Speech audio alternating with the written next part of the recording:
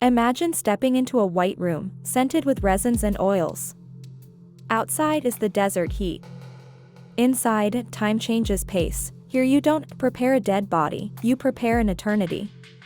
And for the ancient Egyptians, eternity wasn't poetry, it was a procedure, a technology, a precise ritual, step by step, that could last up to 70 days, including a very long drying phase in natron. Mummification is born from a powerful idea: a human being isn't made of flesh alone. After death, the person continues to exist in different forms: life force, personality, transfigured spirit, but to keep going they need an anchor. The body must remain recognizable, habitable, intact. That's why preserving the body isn't a macabre obsession, it's a passport to the afterlife, tied to the great myth of Osiris and the hope of rebirth. And now we enter the heart of the secret: how was it really done? 1. The beginning, purification, and the sacred places of the process. The first urgency is simple. In Egypt, heat speeds up decomposition. That's why the first actions are fast and ritual at the same time. According to reconstructions based on sources and modern studies, the initial purification could last several days in a temporary structure called the ibl, where the body was washed and purified. Then it was taken to the place where beauty is made, the wabit, the pure place, or the pernefer, house of beauty, meaning the true embalming area. Specialists work here, not just as technicians, but priest embalmers linked to the cult of Anubis, guardian of the dead and of the process. 2. The most delicate step: removing the brain. Yes, one of the most famous parts is also one of the most shocking. Embalmers removed the brain by inserting instruments through the nostrils, extracting portions, and then cleaning the cranial cavity. It was a difficult operation, and it could damage the face if done poorly. Why do it? Because in many Egyptian beliefs, the brain wasn't the center of the person the way we think today. That role belonged to the heart. 3. The cut in the side and the organs, what they removed and what they kept.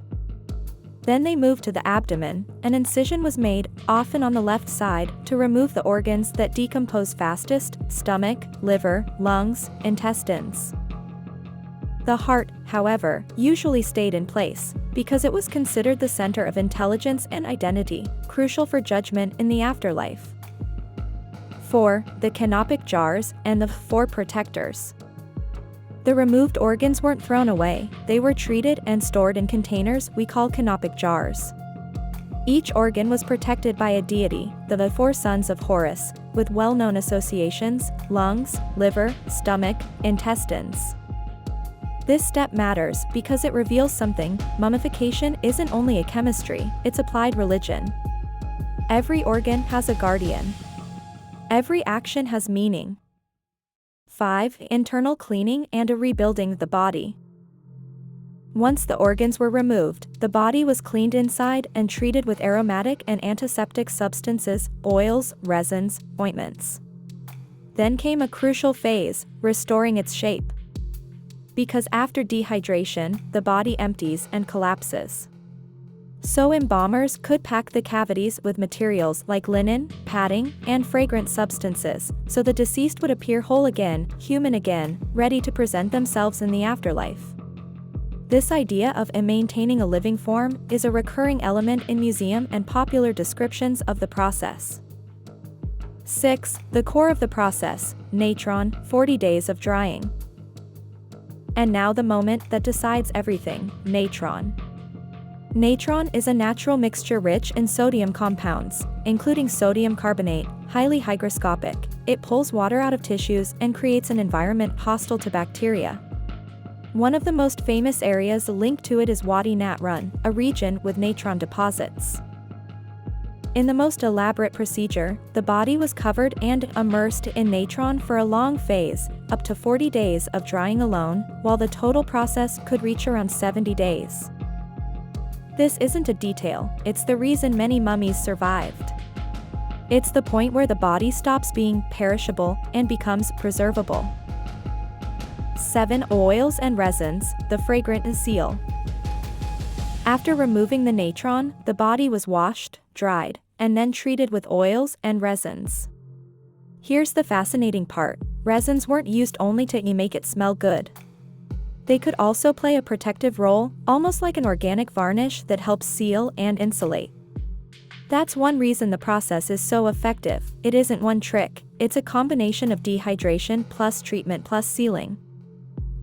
And beware a myth. Many people imagine black bitumen mummies as the standard. In reality, the use of bitumen isn't universal and is often linked more to later periods, Greco-Roman, not necessarily the classic New Kingdom style. 8. The bandages. It's not just wrapping, it's building a sacred body. Now comes the iconic image, linen bandages. But don't picture random wrapping.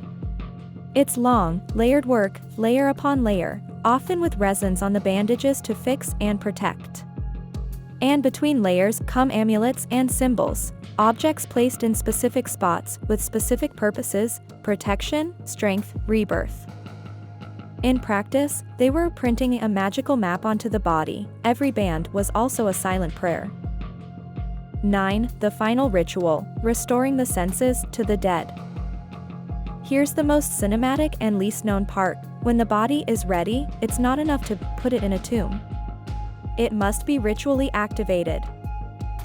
One of the most important rites is the opening of the mouth, a funerary ceremony meant to restore essential functions, speaking, breathing, seeing, hearing, so the deceased can receive offerings in the afterlife.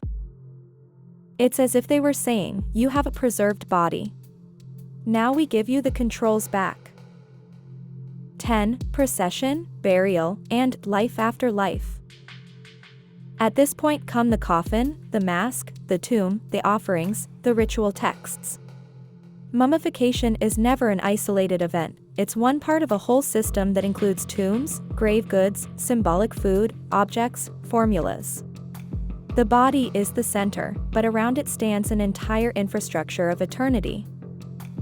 A couple of anecdotes that change how you see mummies. Anecdote 1. There isn't just one mummification. The full process was expensive. Sources and reconstructions show there were simpler methods and more elaborate ones, depending on wealth and historical period. Anecdote 2. Some mummies seem to scream. You know those mummies with mouths wide open? For years, people said, bad embalming. But recent CT studies on some cases suggest that certain expressions can depend on conditions at the moment of death, like cadaveric spasm, and not necessarily on embalmer's negligence. So mummification isn't only a secret ritual, it's an engineering and spiritual project at the same time. It's proof that, for the Egyptians, death wasn't the end, it was a passage that demanded preparation, precision, time, and enormous faith that the preserved body could become a bridge between this world and the next.